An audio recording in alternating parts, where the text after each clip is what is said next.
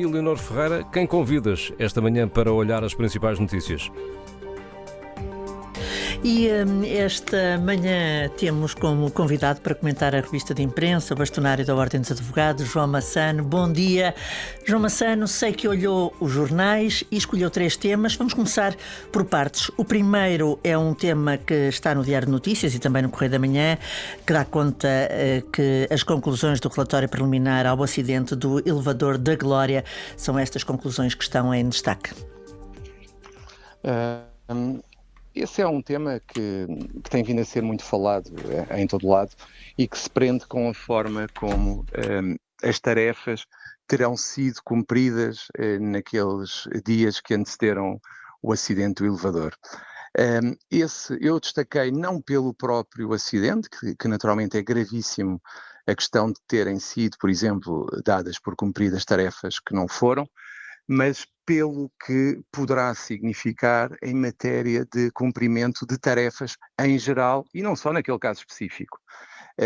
Eu diria que é preocupante podermos pensar que há pessoas que dizem que fizeram algo e não fizeram em setores como os elevadores, por exemplo, que é o caso específico. Imaginemos que as pessoas que estão a fazer a manutenção dos elevadores dos nossos prédios ou de outro local público, por exemplo, que colocam como tendo feito inspeções que não fizeram e depois também se levanta o outro caso, é se essas inspeções são feitas com a consciência que devem ser feitas, considerando o risco em que podem incorrer as pessoas que circulam nesses elevadores. E isso é um tema que me preocupa bastante e que já tive a oportunidade até de falar sobre ele, que é a consciencialização das pessoas quando estão a realizar as suas tarefas e, por exemplo, não se distraírem com WhatsApps ou coisas do género, não é? Porque às vezes basta ver... Sim, Diga, por favor. basta haver uma distração e pronto. Claro. João Massano, ainda há outra questão, que é este relatório para as famílias, quer das pessoas que perderam a vida, quer dos feridos, pode também significar alguma possibilidade de ser aberto um processo de crime sobre esta matéria? Eu diria que há todas as possibilidades.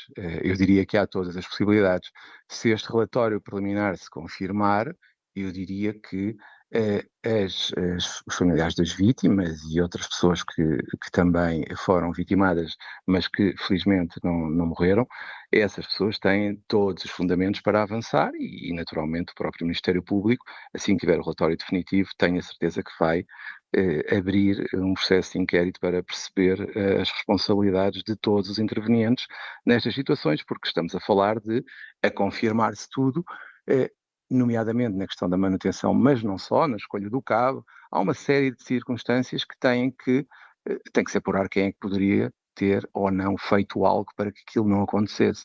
Esperemos que, como acontece por vezes, a cadeia que...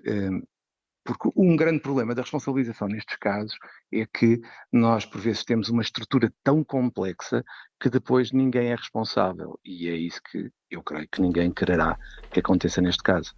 Vamos passar a outro jornal, Jornal de Notícias, e aí escolheu a notícia do esfaqueamento de José Manuel Anas, o antigo presidente do Observatório de Segurança.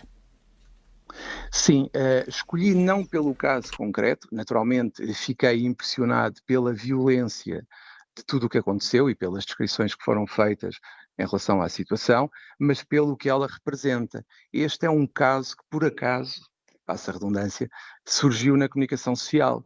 Mas quantos não há, que podem até chegar a um extremo destes, mas que transmitem aquela ideia de violência sobre os idosos que, infelizmente, me parece ser ainda mais difícil de combater do que quando estamos perante um casal e perante um relacionamento entre duas pessoas.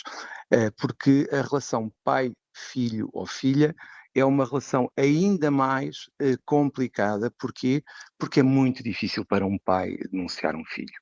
Se já é difícil denunciar um cônjuge ou alguém com quem se tem uma relação, um filho é muito mais difícil, porque estamos perante situações em que muitas das vezes, e que parece ser também o caso nesta situação, não estamos a falar de uma pessoa que nem sequer tenha qualquer tipo de escolaridade. Nós estamos a falar de uma pessoa que tem e é conhecida na nossa sociedade e que desempenhou cargos relevantes, etc., mas que também ela tem este problema, porque trata-se de uma filha que aparentemente não tem qualquer ocupação profissional e que estaria com problemas com o pai por causa da herança. Ora, o que está aqui em causa e o que isto transmite em termos sociais é que nós temos um problema grave que acontece na casa de muitos portugueses, em que os pais têm problemas com os filhos e não E não sabem os como dizem. os resolver. Uhum. Não os dizem, sim. Estamos já, João Massano, a ultrapassar todos os tempos. Sei que havia ainda um terceiro tema desculpa. que era em relação. Não, foi a conversa com as cerejas, não é? Há um terceiro tema que vem no Jornal Público, é uma notícia referente ao caso de Odair Muniz, o cidadão morto há um ano pela polícia na Cova da Moura. Se me conseguia dizer em 2 segundos, 3 segundos, a primeira. Consigo. Então diga-me, por favor, para nós terminarmos.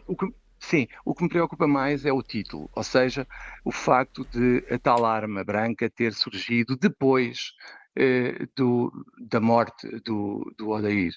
Porquê? Porque coloca em causa a credibilidade da polícia. E é isso que eu não posso aceitar que aconteça e tem que ser tudo muito bem esclarecido, porque caso contrário é a polícia que está em causa e é isso que nós não podemos permitir. Tem que haver um esclarecimento total das circunstâncias e tomada de providências, se isto for verdade, por parte da polícia para que tal situação não se volte a repetir. João Massano, agradeço muito ter aceitado o convite da TSF para partilhar connosco a sua leitura dos jornais. O convidado de hoje foi o bastonário da Ordem dos Advogados.